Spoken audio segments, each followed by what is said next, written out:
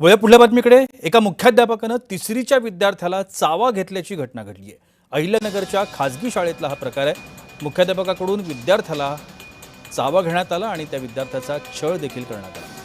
त्या मुख्याध्यापकाविरोधामध्ये गुन्ह्याची नोंद करण्यात आली आहे. अहिल्यानगर इथल्या एका खासगी इंग्रजी माध्यम शाळेमध्ये इयत्ता तिसरीतल्या विद्यार्थ्याचा मुख्याध्यापकानं शारीरिक छळ केल्याची धक्कादायक घटना समोर आली.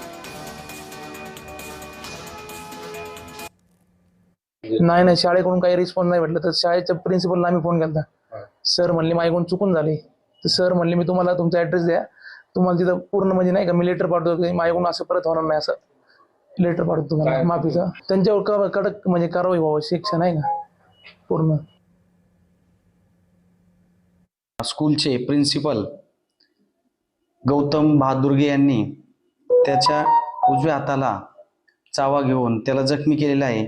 त्याप्रमाणे आपण मुलाच्या वडिलाची फिर्याद घेऊन नगर तालुका पोलीस स्टेशन येथे गुन्हा रजिस्टर केलेला आहे.